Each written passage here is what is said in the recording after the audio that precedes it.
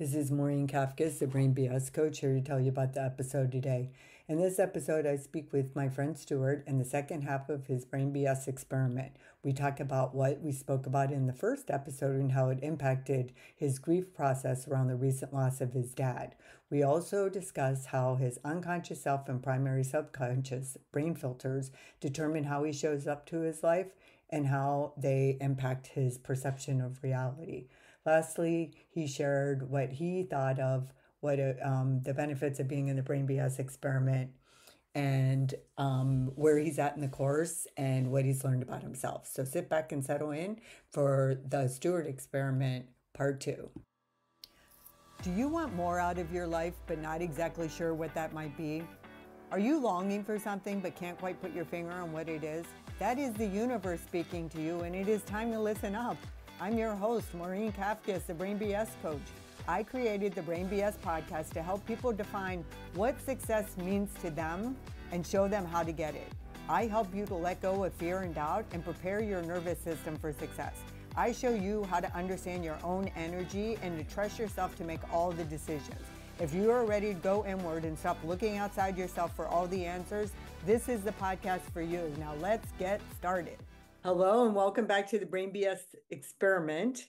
We have the follow-up. So I've decided that I think looking back and looking at the statistics on the podcast, talking with you, Stuart, and then reviewing the last experiment, I think two calls for an experiment is good. The first one, we go over whatever comes up, then we do a little follow-up, and then we can tie up loose ends and get you going in whatever direction that you're would be beneficial to you. So this is going to be the second half of the Stuart experiment.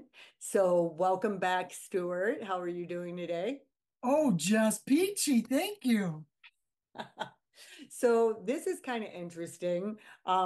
We were supposed to, Stuart and I were actually going to meet a couple days ago. And then Stuart called me 15 minutes before the appointment to tell me that he just had a root canal. And would it be possible to reschedule? Now, I have no issue with that. I'm not bringing him up to shame him for doing that. I'm bringing it up because he thought it was a smart decision to make an appointment with me right after a root canal. No. I didn't know I had the root canal when I made the appointment with you. I was going to the endodontist. I was having no pain in the tooth. It's a long story. A couple of weeks ago, I started having pain. So then I went to the dentist. He wasn't sure. He said, you know what? I think you need to see an endodontist just to make sure you don't need a retreatment. All right. So then I went to the endodontist, but I was having no pain whatsoever. So then she takes these digital 3D x-rays. I just got those myself. Yeah. And she says, oh, it's not the tooth that you're telling me about. It's the tooth next to it. And it looks like it's pretty well infected. So she said, we have a choice. Either we can pull the tooth or retreat it. Well, why would I pull it before we try and retreat it? So we did retreatment, but she said she really had to clean it out because it's really infected. And the pain I've been having is unflippin' believable. From getting it treated. Yes. Yes. I Oh, had so much pain in the middle of the night. It was unbelievable. I called her today. She says, oh, you need to be taking 3 Advil and a Tylenol every 6 hours. had you been taking anything? I was taking, she told me to take 2 Aleve and a Tylenol. Well, if I don't have a lot of pain, I don't take it. And she said to me, have you been taking the Aleve like I told you? I said, well, if I don't have pain, I don't take it. Well, she said, that's the problem. She said, you need to continue to take it. I said, well, I don't think the Aleve really did much. That's why I switched to an Advil this morning. She goes, you need more than one Advil. And she said, you need Yeah. to keep taking it. She said, because I did a lot to that tooth. And she put treatment stuff in the tooth. She didn't want to put me on an antibiotic because I just finished the other antibiotic. So, Yeah. Well, that's a good point too. When a lot of times the pain management isn't just for if you have pain, it's not like a reaction to pain, it's a preventative thing and you have to stay on right. top of it. Remember Right. that for your upcoming knee surgeries that you're still trying to avoid, but you're not scheduling yet. All right. So, okay, so last week we started talking, and I have a list here of the things that we were thinking about: retirement, knee surgeries, losing your dad, at the age of 100, and all the traditions you had, and that changing. The future, like what you're going to do and how you're going to spend your time, and being at home with the wifey all the time. Yeah. So those are all pretty big. I'm experiencing the home all the time, and it is a real thing, let me tell you.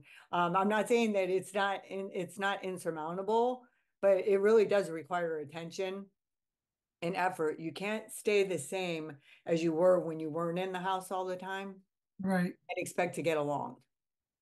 It's just so something like there has to be some kind of reframing and looking at the situation differently so that you can both coexist in the home peacefully. I make it sound like you're like two countries at war, but sometimes it feels like that in a marriage. We like to keep it real here at the Brain BS podcast. Do we? So one of the primary things that we did when we ended was we were talking about your dad's flannel shirt and how you haven't been able to put it on. And we were Correct. talking about the box of stuff that he had. And Right. you were willing, I said, and it had taken you a year to kind of go through your mom's stuff. So I introduced the idea that maybe it didn't have to take that long this time and you could Right. grieve for your dad differently than your mom. So can you kind of tell us what came up for you with all that and what happened as a result of that? All right. So I don't really know what, but okay. So Monday, after I came home from the endodontist and canceled you, I came down. I was sitting exactly right here. I was going to do some work. And Diane was on the couch going through she's going through a bunch of old photo albums. And I turned around because the box is back there. I turned around and looked at the box and I thought, I'm going to go start going through that box. So I started going through the box. I didn't get real far, but I found his discharge paper that I had from the Coast Guard, um, which I have it on my phone anyways. But so I have his discharge paper. I found a bunch of old um, photo albums that my sister put together for him. So I went through some of those. Um, I did fairly well. It was almost like refreshing. Right? It was freeing. Yes, yes, it was almost free. Now, let me backtrack a little. I don't know if it has anything to do with my little sister from Michigan, who's been having a hard time. She has been having a really hard time with my dad's stuff. And she came home for the weekend because she has a good friend that has stage 4 prostate cancer and it metastasized to his bone. They were doing a fundraiser. She came home for that, and we went with her. I don't know if it had anything to do with her being here, and she did really well over the weekend that made me go through the box. I don't know. But you're right. It was like, oh my gosh, this is like uh, freeing. Yeah. Okay, so like I don't want to like toot my own horn here or anything or like make it about me because it's not really, it's about the work. But Right. we planted the seed that you were Yes. going to do it differently than you did with your mom. And Yeah. you opened up the possibility of doing it whenever you were inspired because you subconsciously knew that you could do it differently. Right. Right. Right? And then your sister being here, you doing what you did and you talking about it on the podcast and you being open to this new way of thinking had a ripple effect on your sister. Maybe. It did. That's how Yeah. energy works. So you said your sister seemed like she did good this weekend. She did. She did. There were a couple of points that she had bad moments. But overall, I thought she did really, really good. She wanted to, when we were done with the fundraiser, she said, "Oh, go buy the old house." I said, "No, I wouldn't do it." Because Well, I so, knew, but we know, yeah, but here's the thing, Stuart. You didn't do it because, and this happens all the time. I can't tell you how many times this does that. This happens when somebody tells me about a loved one who's struggling with something and they're concerned for them, they have the same problem, oh yeah. right? And I said to her, I said, "I'm not going by the house because I don't want to go by the house." And she goes, "Oh, okay."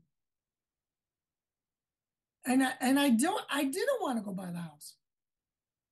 Well, it's okay, but like so because you get to grieve however you want to grieve, right? You don't Right, have to right, do it like anyone else does or whatever. It's always right, up to right. you. But just out of curiosity, what do you think was the because you just couldn't accept seeing the house without him in it? Um, that's one. Two, I didn't want to deal with her response of going by the house. My other sister's gone by the house quite a bit, and they take pictures, and then everybody has comment on the pictures. Uh, You know what?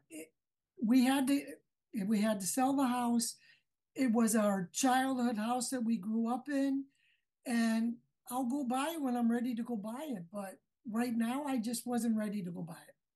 Yeah. And also like that kind of comes back to what we were talking about in the last episode, your unconscious self. Right? Your unconscious self likes to just kind of check out and be avoidant and just go off and be on your own, Yeah. right? So when Yeah. they're doing those the text messages and the pictures, is it like triggering? Not horribly. I mean, I'm able to look at the pictures and uh, oh, it looks fine, da da da da. So that's okay. I just I just don't right now. I just don't care to go buy the house. The people bought it. What they do with it, it's theirs now. It's no longer ours. Yeah, I was kind of I was a little bit like that when our household home got sold after my dad died. Yeah, We've been in that house for a long time and lots of great memories, love the right, house. But for me, when it was gone, it was gone. Like right, I think like some people, I think everybody's different in what they get attached to or what they like to focus on when somebody dies and they're grieving. For me, it was like, okay, it's not our house anymore. I like to drive by, but I didn't live in the same town. So when I came home, it would be after months. And then when I came home, I've been doing this my whole life. I go to our first house that we had as a family, then the second house. I like going by the high school that I went to. I love walking down memory lane and doing that. In fact, I've done that like with a lot of things. And Bob, my husband, as you know, he's just like, why do you keep going back to like old stuff? I'm like, yeah, I don't know, because it's like fun and nostalgic. But it kind of, when he said that, it made me aware that I'd rather be more future focused. So I have right, kind of stopped that. Like when I go on vacation somewhere, going back to the old places that I went to or places that I used to live, and I take him there and I'm dragging him through my past. right, right. Yeah, He's yeah, like, why do we have to keep doing this? So yeah, I think it's worth noting that everybody grieves differently. But right, I just want you, I'm planting the seed now for you to see that you being proactive and you talking about it and then you opening up the box, when you're feeling that good, you know you're on the right path. right, right, You're creating it. right. But I have not been able to put the shirt on yet. I was hoping you would have a flannel shirt on today. I came close this morning of putting it on, and I can't even tell you what it is. It's like, no, no. I actually think it sounds like you're trying to slow down his death. Yeah, Like you're just like not, nope, nope, didn't happen. When you put on the flannel shirt, then it's real.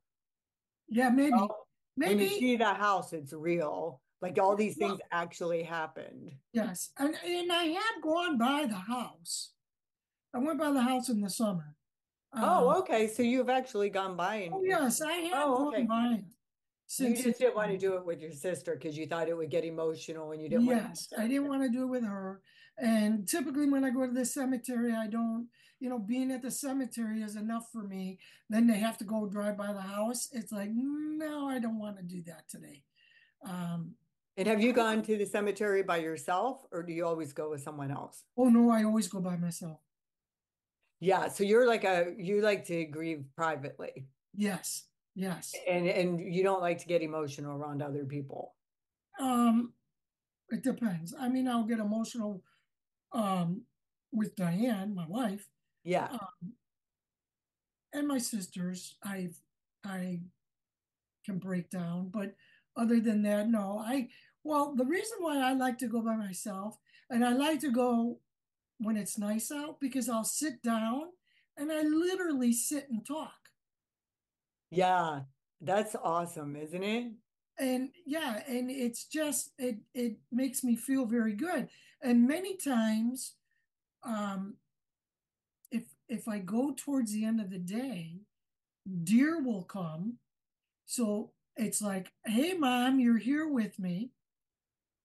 And then when I asked my dad before he died how he was going to talk to us, he told me he'd come back as a goose. Well, when I was there recently, there were geese flying all over. No deer, but there were geese. Okay, first of all, it's hilarious that he said he was coming back as a goose. I know. I said to him, a goose? Come on, Dad. He goes, no, a goose. Oh my God, I love it. Okay, so well, I love all that. So here, this is what I'm going to suggest you try to do. Okay. The next time that you're at the cemetery, Mhm. or the next time you're anywhere that you talk to your dad, because I know I talk to my parents all the time. Mhm. Not like this is another thing that's a little different than other people. I loved my parents. I was really close with them, but I fully accepted that they're gone.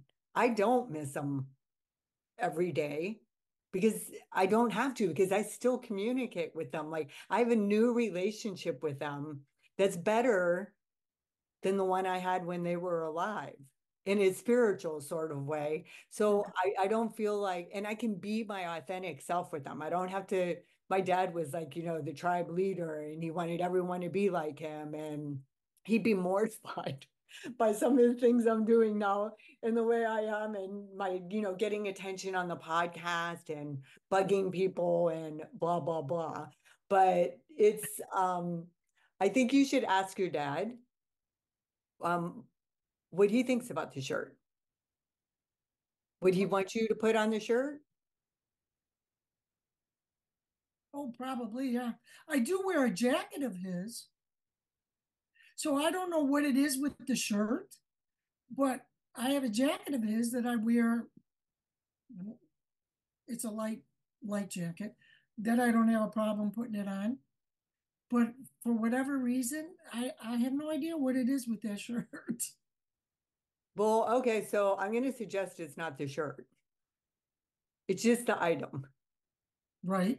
It's just having that one item like that you're not conceding to yet. That Okay. it's just like, but I bet it would be so freeing and refreshing to put the shirt on like it was to open the box and start going through the stuff. Yeah. And if you can do it, I mean, my gosh, what a great life he had Oh, for how long? So, I yes. mean, you tell me that can make it harder because you had him around longer and got more used to him being there, or it can take some of the pain out of it because he had such an awesome life and he lived so long independently. Right. And I think that takes some of the pain away is that yeah, both my parents. I mean, my mom died a week after their 72nd anniversary. Wow. I mean, They were very blessed. how many people can say and they were together dating when my mom was 14 for 77 years. How many Oh, people can say that?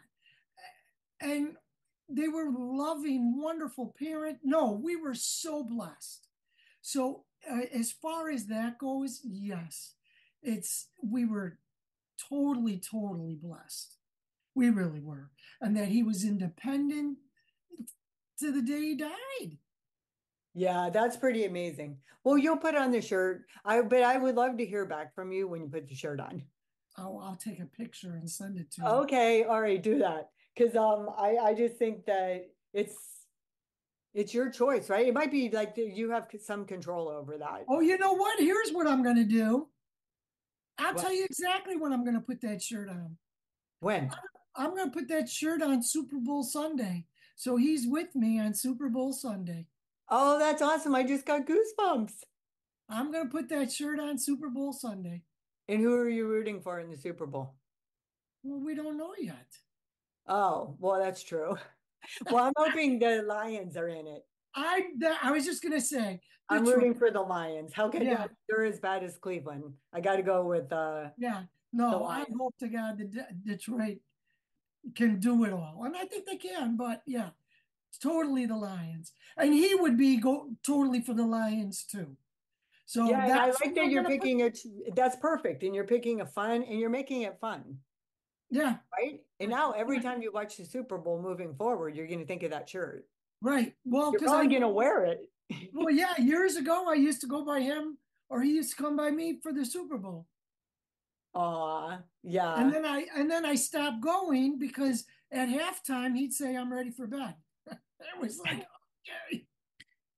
So Yeah. then Oh, it was hard. It's hard when you have parents who are sports fans and you watch sports with them your whole life. We watched college football, yeah, everything, boxing matches, tennis, well, like not we boxing, did but it yeah, all. And it's a void when they're gone and you're watching it first. I cried a lot in the fall. Well, both of them died in the fall, but just Ohio State songs made me cry. Like yeah, everything related to the traditions of all the fun times that you have as a family around right. sports. Yeah. No, Yeah. that's true. All right. So we talked about that. And then we were also talking about how you're going to spend your time moving forward. And so have you thought about that at all? Because I mean, No, we only saw each other once, right? So, but what I'm saying is all these things you can do proactively.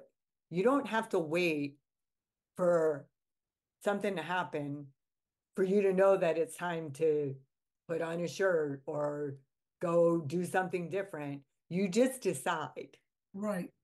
right? And then when your brain BS comes up, and it will, trying to tell you why you shouldn't do the thing, You do it anyways. you just do it anyway. Because if you recognize that it's brain BS and it's just trying to keep you the same and keep Right, you smaller, then you could just like ignore it. You can hear it and say thanks, but no thanks, I'm not buying into this anymore. And if you don't buy into it, you don't feel the feeling, and then you right, don't do anything because there's nothing stopping you. Yeah, right, it's not charged anymore when you understand that you're not your thoughts. right. Yeah. No, and while as time goes by though, I'll be a little bit busier at work on Tuesdays and Thursdays because I have a lot of people out of town. So I'll be probably doing 2 to 4 hours on Tuesdays and Thursdays versus Okay. like this last Tuesday, I had one client, she canceled. Today I had one client. So yeah, right now it's slower. Yeah. But you've been working all this time.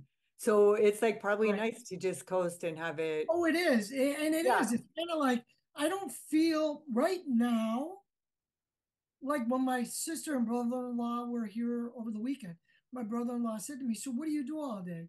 And my kid pointed to a chair. Well, yeah, there's a lot of times I'm just in that chair, but I'm reading a book, I'm reading a magazine. And it's like, and I said, there's days I never leave the house. I do absolutely nothing. But you know what? It's okay because I put my time in. And if That's I'm going to right. do nothing, I will do nothing. And I'm not going to feel guilty about it. You shouldn't feel guilty about And it. I don't. Yeah. And then what will happen, most likely, is you'll enjoy it for a while until you don't. Right. And when And then you I'll come by don't, you yeah. for a Then when month. you don't, you can start thinking about what you want to do next. But you can start thinking about and envisioning because it takes a long time to manifest what you want. And it Right, starts with envisioning it and thinking about the possibilities. So you could just kind of plant some seeds out there in the universe about what you're kind of thinking about without knowing how it's even going to happen. So you don't have to pick anything realistic or know the path for it. You just pick of what you're kind of thinking about, and then it ends up happening. It's the craziest way things happening. I never thought I would drive across the country with the dogs by myself when I was trying to reclaim my personal power and be more confident. right. I did envision being a more powerful version of myself and being more independent. So, but who would have dreamt that it would have been that way with me being afraid of highways and the dog saving the car? You just never know. You never know. And look All how well right. you did. Yeah, yeah. It was quite the little journey. But Yep. okay, so let's talk a little bit. Did you do any more of the course? Yes, I'm up to, I just finished six. Okay, and that's about abundance. Yes. Okay, Yeah. what have you learned? Abundance. Yeah, Abundant. well, not just abundance, but because you also learned that about yourself, the conscious self, unconscious self, and then you also did the primary subconscious brain filters. Yes. Yeah. So did you think that one was I think most people think that's a pretty powerful one because they realize how much we put ourselves in victim mode. Oh, right. Yeah. No, that one was good. Do you remember any of your brain filters? My brain filters. Yeah. Yeah, I do. Well, you want to share some? We all have the same ones, but some are a little bit prominent in our lives than others. Well, one that I have is I don't think it's ADD, but um, it's like things need to be in their place. And I don't mean that like this pencil needs to be in its place. I mean it in terms of um, the rug by the front door has to be a certain way so that the door can open nicely. So it's very aggravating to me when that rug, and this is utterly ridiculous, but you asked, um, Yeah. if that rug isn't the way I like it to be, I am constantly moving it. Oh, so things have to be perfect. Yes and no. Not, Some yeah, things. some things have to be perfect. Not everything, but some things yes, some things have to be perfect. So that's kind of like I need to be in control. A little bit, yeah, a little bit. Like when I'm clean, not cleaning, when I'm cooking. When I cook, I clean as I cook. So if I'm done with this pan that I just used, I will wash that pan and be done with it. I do that too. I like to clean as I go. So I don't have a mess. If Diana's cooking or our son is cooking, there's stuff everywhere, and I have to be out of the kitchen because it drives me nuts.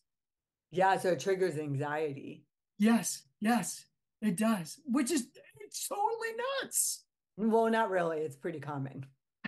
A lot of people have that, where a cluttered environment is like super stressful. But yet, I'm sitting at a desk right now, and there's stuff here, but that's okay. So there's certain things that drive me nuts, and certain things that don't. Is that and that's kind of weird. Well, no, I mean, it's because you want things to be the way you want them to be. It's very self-driven, Yeah, right? Yeah. So yeah. are you able to, like, do you have to react to that? Do you say something all the time to Diane and Josh about the Um, mess that they're making? And no, I usually don't because I know it's just going to cause trouble. Sometimes, as the stuff is piling up in the sink, I'll just go and wash it. okay. All right. And So go I ahead. figure then I'm helping her. Because I'll say, "Do you need help?" A lot of times, if she says no, then I won't even go in the kitchen. But Yeah, if because she, it's kind of bullshit that you're helping her because you're doing it to make yourself feel more comfortable. no, because sometimes she has me do the chopping. Oh, okay. Well, that's different. But I'm saying when you have to go in there and you have to fix everything to get it the way you want it to feel comfortable, it can look like you're helping someone else, but you're also helping They're yourself. helping me, right? Yes, yes. Okay. What are any other filters? I think from knowing you, I think you have a filter related to being the only boy in a family of Yeah, sisters. yeah, yeah. Well, I wasn't pampered though. No, I think it's more like it's best just to stay out of it and keep my mouth shut. And that's what exactly what I was just going to say. One of my big things is, and it's just not with family, it's a lot of people. I'll be talking, like, let's say we're at dinner with four people, Hmm. and I'll be talking, and all of a sudden somebody interjects and totally cuts me off, and they don't go back to what I was saying. And I've had that for as long as I can remember. My sisters would do it, my family would do it. So a lot of times I'm quiet because I figure, oh, who wants to hear me talk? Oh my God, that's similar to me, Stuart, with my nobody cares what number nine has to say because I'm number 9 out of 10 in my family. Yeah, nobody cares what number three has to say. Yeah, and you know what? It's so big to me that nobody cares about me. I know, Nobody's right? listening to me. Nobody thinks I have anything of value to say. And really, they just are like excited, talking. They're just not paying attention. And Right. they're not even it's not, it really has nothing to do with us. Yeah. But you take it as if, my God, I couldn't even complete that rest of that story because they totally cut me off and didn't go back to me. Yeah, as if you couldn't take it back to you by yourself. Like you Right. had to wait to be asked, Yes. right? So Yeah. that's like that external validation, Yeah. needing that, from other people, and when we don't get it, we make it mean something about them and us. Mm-hmm. No, Yeah. yeah. Yeah. Oh yeah. Number nine. Nobody cares what number nine has to say. Yeah. That showed up a lot for me. Now, if you ask my brothers and sisters that, they wouldn't think that because my whole life people think I'm direct and outspoken and say everything I'm thinking, but I didn't. There's a lot of things I was thinking, things that really mattered to me that were important, and those things I was not saying. Yeah. Yeah. And I was saying other things that people think are hard to say are not hard for me to say. Right. Right. You Yeah. know, so, and my dad also, like one of our filters is he made us think we were a nuisance all the time to other people. So going and talking, just going up and talking to people when we were kids, he's like, quit bothering them. Get away Yeah. from there. Quit bothering. And I'm just like, but I think they like me. Like I think they want to talk to me. But Right. that stuff goes deep when you learn these filters, and they show up, like you said, in a lot of different ways, not just in your family setting. They show up everywhere you go. Right. Right. And don't bring attention to yourself. Yes. That Yes. was another one. That was like, oh, you don't do that. You blend in. Which is why when they didn't come back to you with asking your story, you couldn't bring it back to you because then you would be bringing attention to Right. yourself. Yeah. What Right. what other filters? Can you think of any other ones? Well, let me look. Um, yeah, go with the flow. Don't rock the boat. Yeah, that's like all about people pleasing. Yep. Yep. And that's another one. Um, be a people pleaser rather than putting yourself first. Yeah, do you feel like you do that? I don't do it as much as I used to do it. I used to do it more, but now it's like, no, if I don't want to do it, no, I'm not going to do it. Yeah, nothing like families to bring out the people pleasing issues, right? Oh, and like traditions we talked about the last time, all the expectations that people can have of one another in a family are ridiculous. And I had them for everyone. And now that I know what I know, it's just like so much drama over nothing. Oh, Everybody just being who they are is not acceptable. Like everybody has this whole manual of how a brother or sister or an aunt or uncle or whatever is supposed to be. And everyone's trying to control the people around them instead of looking at themselves and how they're perceiving all these people. right. Yeah. Myself included, I used to do that too. Oh, yeah. That's very true. Yeah. Yeah. Yeah. Yeah. Any other filters jump out at you? Um, They don't have to. I'm just asking in case they did. um, Another one that I wrote was everybody else is doing it better than me. Oh, yeah. The whole compare and despair, right? Yeah. Yeah. Oh, well, they're doing this and they're doing that much better than I am, and I'm doing it this way. Yeah. Yeah. And they're over there at their house saying the same thing about you. Everybody says it about each other. Everybody thinks other people are doing better than they are. And we all experience the same emotions in in some type of circumstance. It might be different, but we're all doing it and we all think nobody else is doing it, that we're the only ones that just haven't figured it out and just can't get their shit together. And I had some of that coming up with moving here. And Yeah. then the last couple weeks, like Olivia, lives here now, and Trevor, but they were out of town. Alexis hasn't been around. I lost my interest in socializing. It's like a cyclical thing for me. I can Mhm. be really into it until I'm not, and then I need downtime. But it was a lot of downtime with Bob. And when you're with someone all the time, every day, it Right. gets challenging. So I was having a little bit of this isn't enough, right? This isn't enough. This isn't good enough. I'm not, plus I'm doing dry January, so there's no alcohol to take the edge off. Oh my Um, gosh, which I woman. which I started to think was why I was challenged, but then I came to realize that it wasn't that at all. It was because we moved here and we were so busy getting projects done at the beginning and getting settled and everything. And then I like didn't have a routine. I Yeah. didn't have any structure. I started to go it spiral into fear and doubt, like not even understanding what I was doing with my podcast or my business. And I had just weeks ago been solid in my belief and super passionate and excited about it. But this time when it happened, I knew that I had some work to do and that it wasn't anything that was actually happening outside me.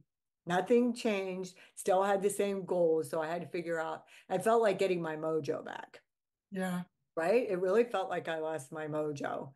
And Yeah. then I found myself getting really critical of Bob and noticing things about him, which is what happens when I spiral. I get Yeah. That no, that negative about happens. every, yeah, I get I negative see about that with Diane. It's like, oh, I don't remember her ever doing whatever the little thing that she might be doing. And it's like, oh, it's a little aggravating. I mean, I didn't tell her that. And now if she listens to this, she'll know, but I didn't say what it was. Um, But you but get critical of other people when you're not showing up to your life the way you want to, and when you feel like you're in a funk and you just feel like off, then it's so much easier to just look at the people around you. And so then I started getting on Bob for being passive about getting his tennis game going. And I was just like, oh my God. He's just doing what I'm doing. I'm no different than him. I'm just doing it with my business and he's doing it with tennis. And then I had an open conversation with him about all of it, about how he was getting on my nerves because I was in a funk and I was blaming him and it wasn't fair. And once I had that conversation with him and I realized what was going on, I was like, okay, enough is enough. I got to get back to doing things again. And then the next day, it was all back yeah, because I realized I needed structure. I yeah, needed structure and I needed to get back to gratitude. I mean, really, that's the only thing that kind of gets you out of when you're in those funks, if you go back to gratitude and even if you just make a list of everything that you have to be grateful for, I mean, really, it doesn't take much just having your health Oh, right, right. at our age with all these people around us having all these health issues and stuff. I mean, that can get me back into it. But this time it took some work. It didn't Yeah, just happen like that. It took a couple days of retraining my brain and also just being comfortable, being uncomfortable and not making it a problem. yeah, That's a yeah, big part of it too. Just like, okay, this is cyclical. I'm going to get back into the place that I'm normally at. It's just a matter of time. I don't have to make this a big deal or a drama. Nothing's gone wrong. right. Nothing's, and that helped too. But Yeah.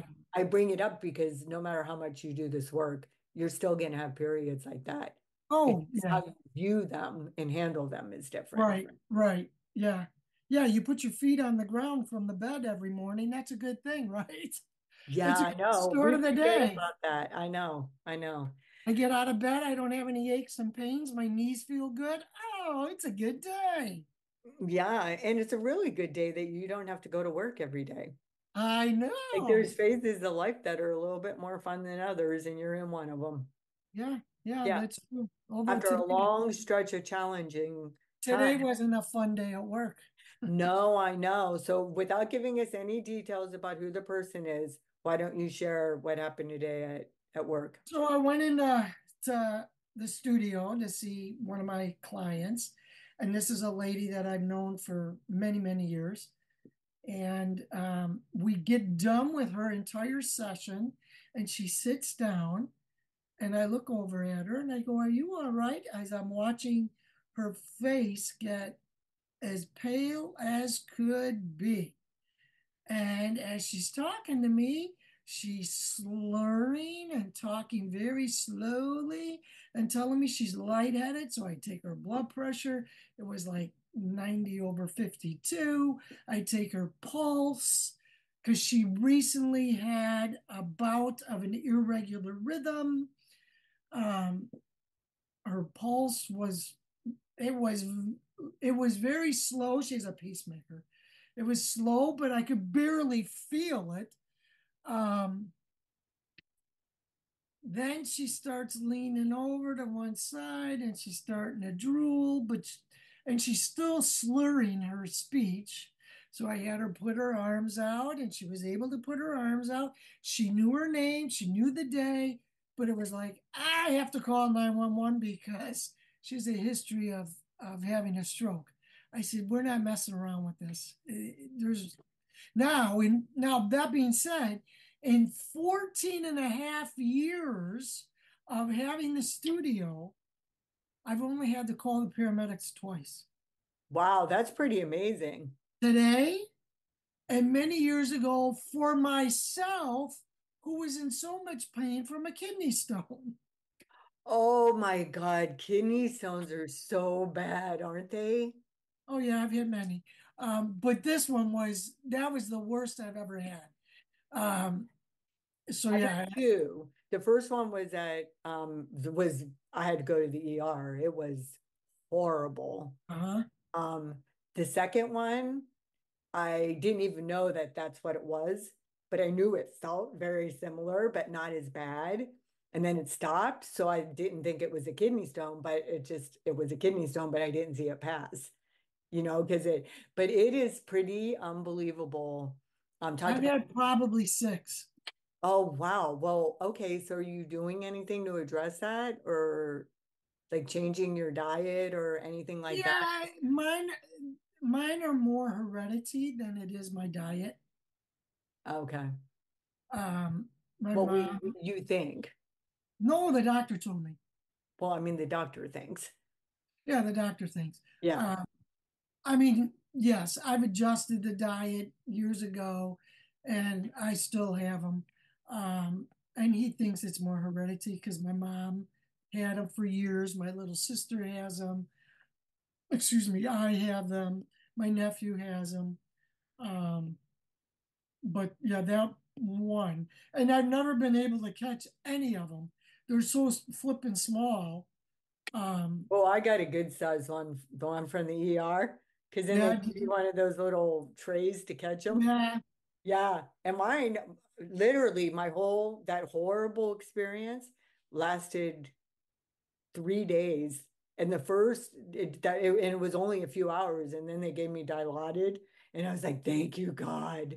It was just like I've never been in that kind of pain. It wasn't just pain; it was Oh, nausea oh, and just yeah, I like didn't have mouth that. watering and Yeah, no, throwing that I up, and it was no. just like, yeah, it's different for everyone. Yeah, it is. And my mom used to get like that.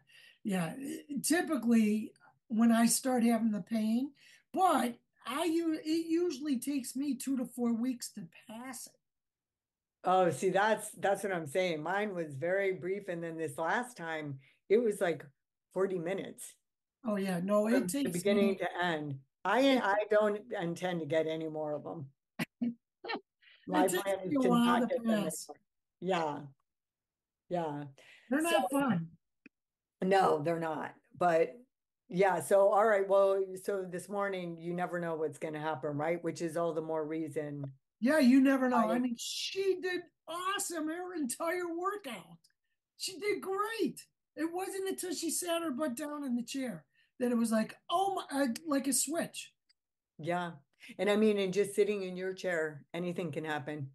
So Right. that's why we might have a lot of time, we might not. Yeah, we don't How know. we spend our time is kind of important. We don't want to Right. be at the end of our lives wishing that we did all these things that we didn't do. Right. Yeah. So No, I think anything, well, I really want to thank you for doing the Brain BS experiment. sorry. That's all right. Um, I I forgot. think that, what do you think that you found value in it? Oh yeah. Oh yeah, I went through the box. Yeah. Yeah. What else? You went through the box. So what does going through the box mean? I mean, you had a little bit more initiative I had a in little how you're more approaching your initiative. grief with your dad Yeah. than with your mom. Yeah. That you have a plan to put the shirt on now. Yeah. It's Super Bowl actually Sunday. fun and not sad. Right. Yeah. Huh? Yeah. You learned some filters about yourself. Oh yeah. Yeah. Yeah. Oh, it So was very helpful.